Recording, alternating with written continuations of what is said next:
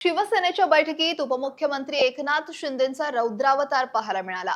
पक्षातील ज्या मंत्र्यांची कामगिरी सुस्तावलेली आणि ज्यांचा कामाचा आलेख खालावलाय अशा 4 मंत्र्यांची एकनाथ शिंदेंनी चांगलीच कानउघाडणी केली आहे। फायनल वॉर्निंग देत शिंदे काय म्हणाले, ते नेते कोण आहेत, बैठकीत काय घडलं, जाणून घेऊयात। नमस्कार, मी अक्षरा सोरमारे, आपण पाहताय लोकमत। तर मंत्रालयात पार पडलेल्या राज्य मंत्रिमंडळाच्या बैठकीआधी शिवसेनेच्या प्री कॅबिनेट बैठकीत एक अत्यंत महत्त्वाची अशी ही घडामोड घडली। शिवसेनेचे मुख्य नेते आणि राज्याचे उपमुख्यमंत्री एकनाथ शिंदेंचा 4 ऑगस्टच्या बैठकीत हा रुद्रावतार पाहायला मिळाला। पक्षातील ज्या मंत्र्यांची कामगिरी सुस्तावली आहे आणि कामाचा आलेख सुद्धा खालावला, अशा 4 मंत्र्यांची एकनाथ शिंदेंनी चांगलीच कानउघाडणी केली। जनतेची कामं करा आणि पक्षवाढीवर लक्ष द्या, अन्यथा खांदेपालट करायला मी मागे पुढे बघणार नाही, अशा स्पष्ट आणि कडक शब्दात शिंदेंनी मंत्र्यांना झापलं। सूत्रांनी दिलेल्या माहितीनुसार एकनाथ शिंदेंना दर 3 महिन्यांनी मंत्र्यांच्या कामगिरीचा एक गोपनीय रिपोर्ट दिला जातो। या अहवालात विदर्भ, वाशिम, मराठवाडा आणि पश्चिम महाराष्ट्रात पक्ष संघटनेची वाढ आणि जनतेच्या कामांबाबत काही मंत्री हे पिछाडीवर असल्याचं समोर आलं। वारंवार तंबी देऊन सुद्धा कारभारात सुधारणा न झाल्यानं शिंदेंनी थेट या 4 मंत्र्यांना फैलावर घेतलं।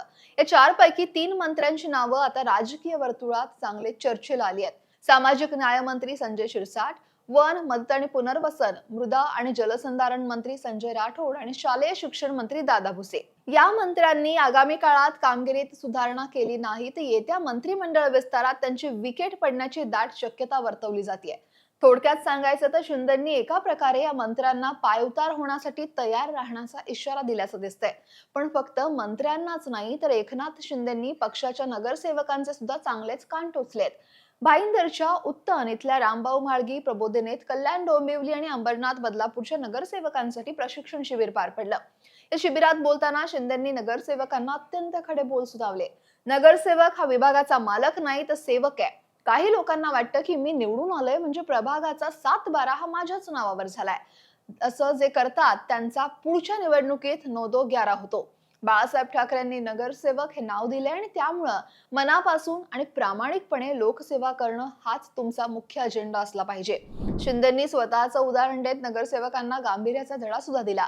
ते म्हणाले, महापालिकेत, महासभेत शेवटपर्यंत बसणारा लोकप्रतिनिधी हा काही ना काही शिकत असतो। काही लोक येतात, हजेरी लावतात, इकडे तिकडे बघतात, 2-4 विषय बोलून निघून जातात।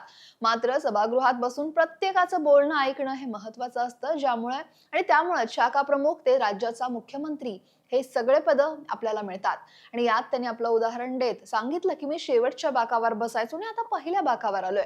आगामी निवडणुका आणि पक्षाची प्रतिमा सुधारण्यासाठी आता उपमुख्यमंत्री एकनाथ शिंदे हे पूर्णपणे ऍक्शन मोड मध्ये आले आहेत। एकीकडे नगरसेवकांना जमिनीवर राहण्याचा सल्ला आणि दुसरीकडे कामगिरी न करणाऱ्या मंत्र्यांना थेट पदावरून काढण्याची दिलेली ताकीद।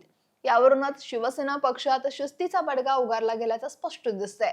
आता शिंदेंच्या या सज्जड दमानंतर हे संबंधित मंत्री आणि नगरसेवक आपली कामगिरी कशी उंचावतात आणि आगामी मंत्रिमंडळ विस्तारात कुणाची गदा येते हे पाहणं महत्त्वाचं आहे। तुम्हाला काय वाटतं? कमेंट नक्की करा आणि लोकमत सबस्क्राईब करायला विसरू नका।